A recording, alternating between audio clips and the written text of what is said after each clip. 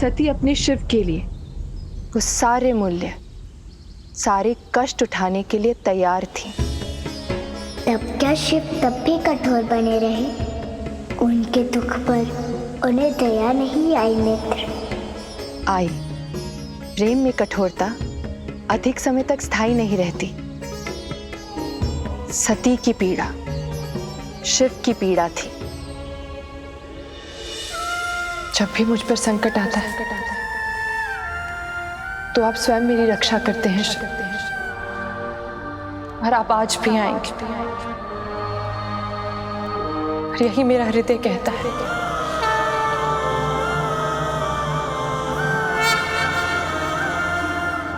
आपकी निष्ठुरता का, उदासीनता का रहस्य जानना है मुझे। भले ही आप मेरा तिरस्कार करें, परंतु मुझे सत्य से अवगत कराइए। क्यों मेरी हर एक श्वास आप में अनुगुंज, क्यों मेरा संपूर्ण जीवन आपको समर्पित है। मुझे जानना है शिव।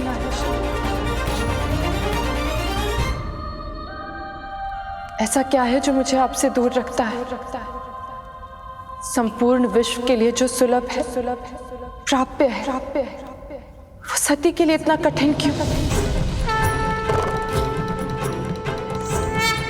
एक बार उस सत्य से सती का परिचय करा दीजिए। मेरे मार्ग से इस अंधेरे को दूर कर दीजिए।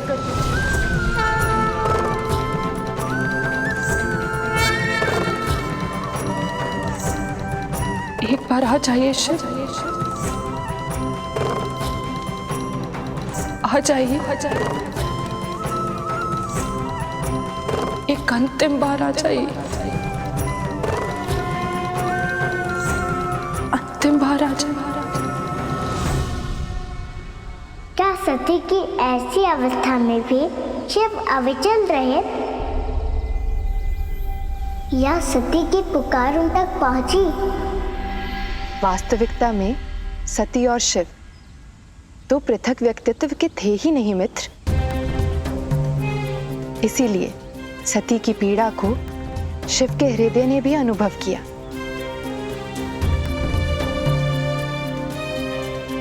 और सती की पुकार उन तक पहुंच गई।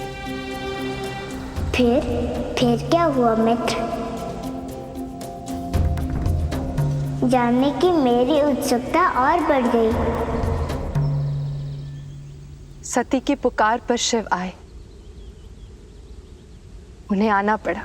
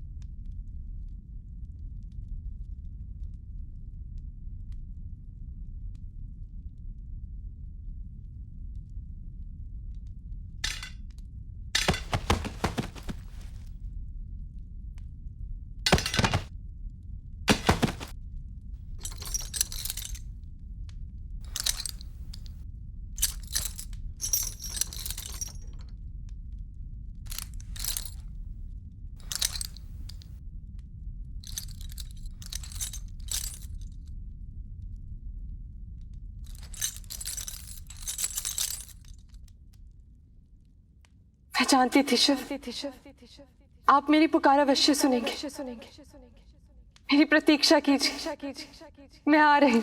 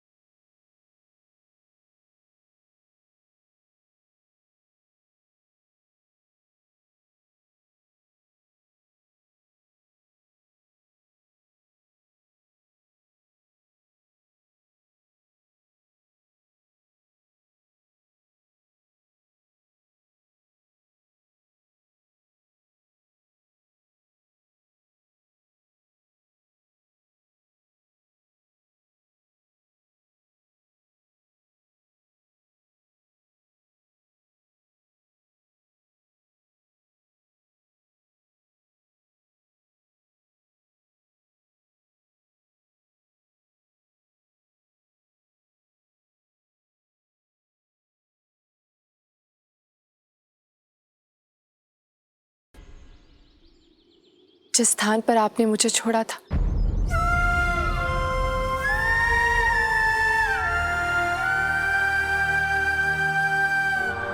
मुझसे भूल हो गई शिव। मैंने आपको जाने बिना, आपको समझे बिना आपका अपमान किया। मुझे क्षमा कर दीजिए। नहीं सती, तुमने कुछ भी ऐसा नहीं किया है जिसके लिए तुम्हें क्षमा मांगनी पड़े।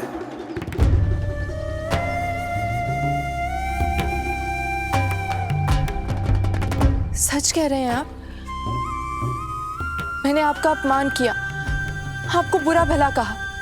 मेरे पिता ने आपका अपमान किया, अपने पिता के प्रतिशोध में भागीदार बनी, और आप कह रहे हैं कि मैंने कुछ नहीं किया। अपनी चारों ओर देखो।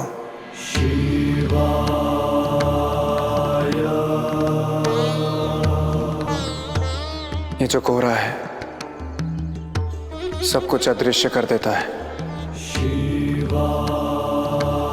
ऐसे ही अपमान और प्रतिशोध का रूप है जो तुम्हारे अंदर उत्पन्न हुआ, वह अस्थायी है, उसका कोई अर्थ नहीं।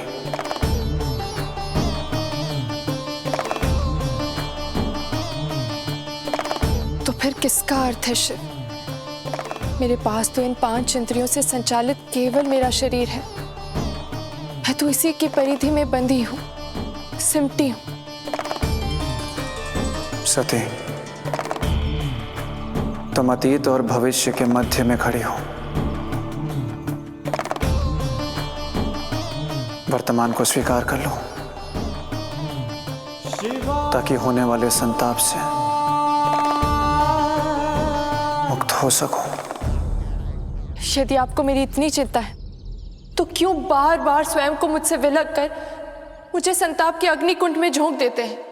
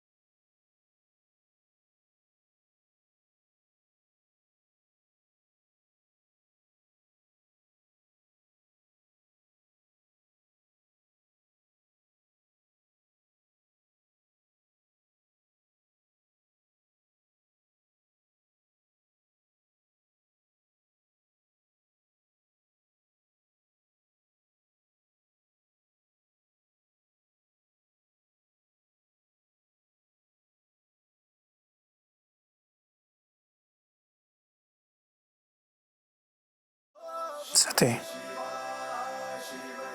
विरह की यह पीड़ा बहुत क्षीण है, बहुत कम है। इस अग्निकुंड को तो तुम आत्मसात कर लोगे,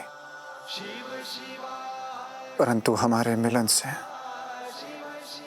जो पीड़ा उत्पन्न होगी उस ज्वालामुखी को तुम आत्मसात नहीं कर पाओगे। तो यही कारण है आप मुझे स्वीकार नहीं कर रहे हैं, क्योंकि आप मुझे पीड़ा में नहीं देख सकते। परंतु आपकी पीड़ा का कारण भी तो मैं ही हूं ना।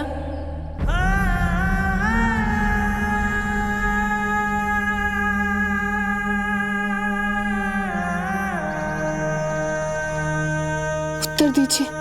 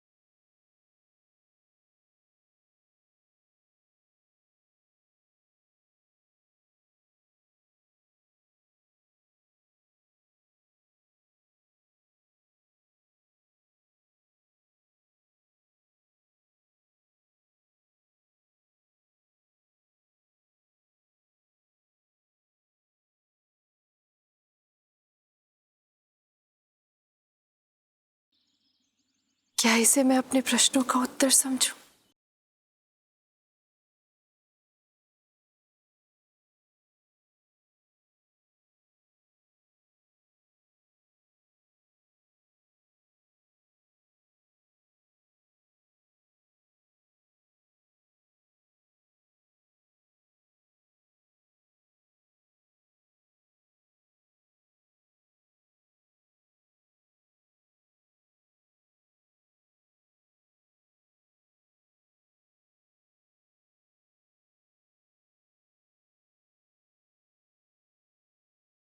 ये कैसे रहस्य में उलझाकर आप पुनः मुझसे दूर चले गए हैं शिव?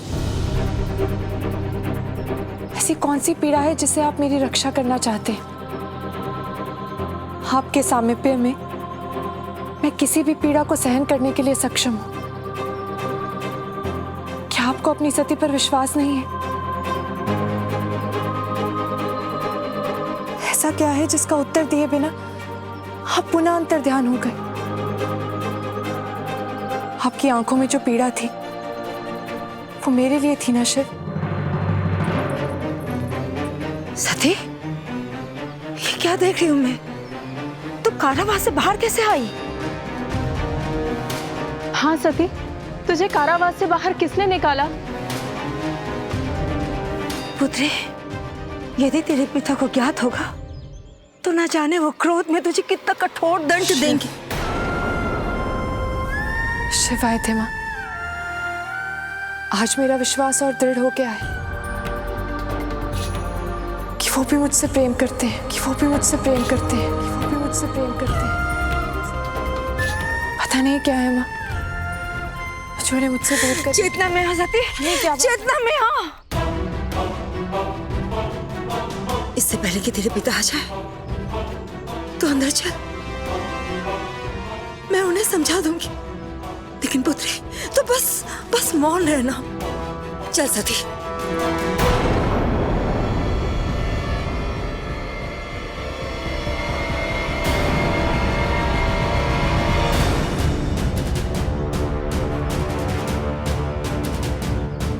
सती, तुझे बाहर किसने निकाला?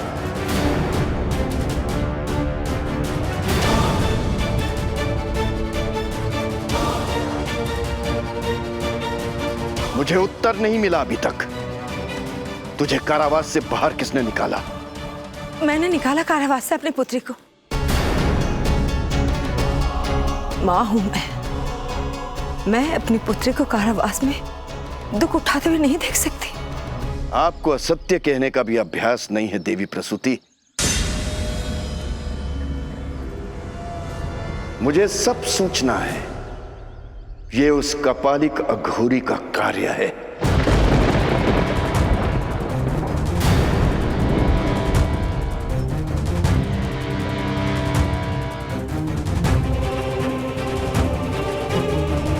आप इसे कक्ष में ले जाइए प्रसूति। अख्याति, राजवैद्य को अविलंब सूचित किया जाए।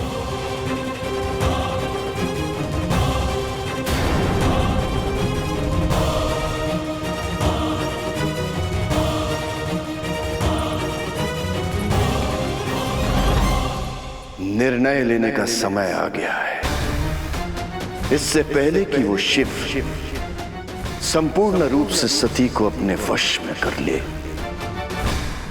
मुझे ही कुछ करना होगा। कुछ करना होगा मुझे। नारायण नारायण। अरे भ्राता देव ऋषि।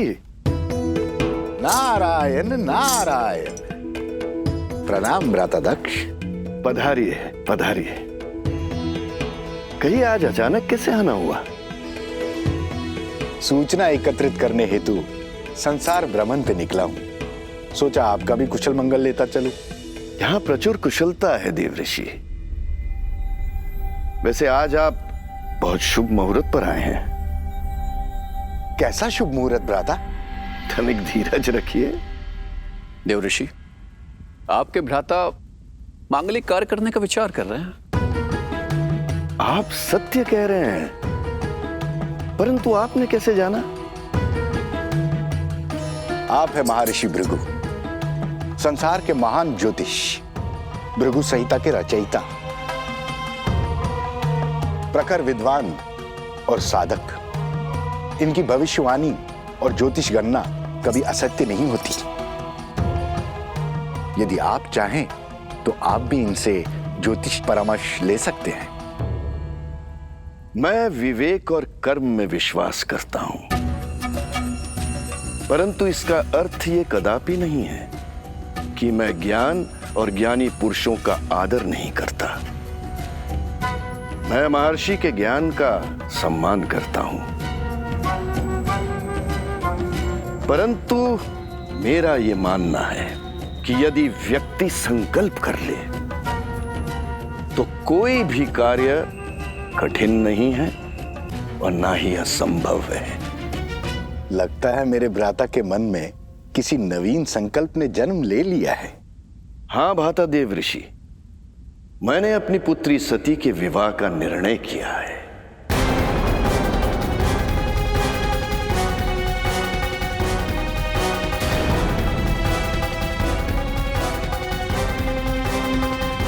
भ्राता दक्ष ने सती के विवाह के विषय में कैसे सोच लिया? वैसे तो मैंने आज तक अपनी अन्य पुत्रियों का विवाह अपने मनोअनुकूल योग्य वरों से किया है, परंतु सती का विवाह मैं उसकी इच्छा से करूंगा।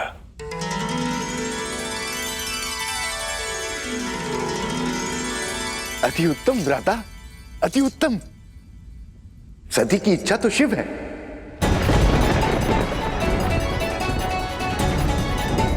सती का विवाह शिव से करने का निर्णय अति उत्तम है।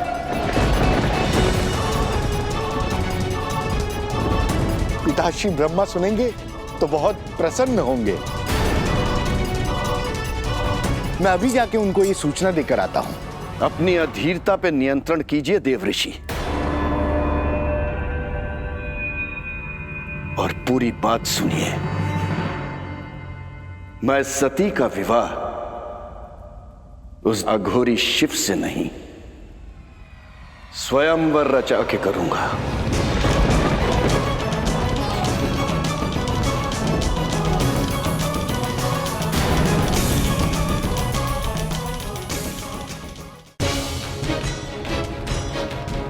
सती कदापि सहमत नहीं होगी आपके इस निर्णय से। सती आदि शक्ति है, वो केवल शिव को चुनेंगी, अन्य किसी को नहीं। चक्रवर्ती सम्राटों को आमंत्रित करूंगा और उनमें से योग्य वर को चुनेगी मेरी पुत्री।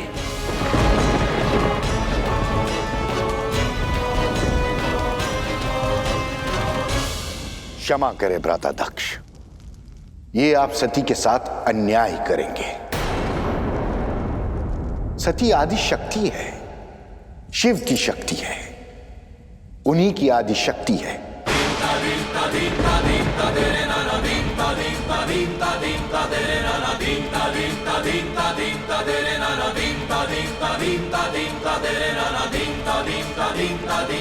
उनका विवाह केवल शिव से हो सकता है, अन्य किसी और से नहीं।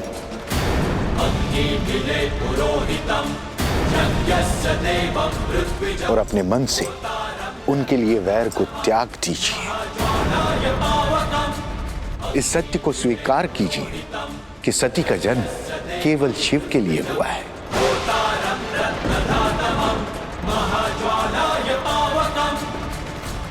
उनके अतिरिक्त सती की शक्ति को कोई वहन नहीं कर सकता।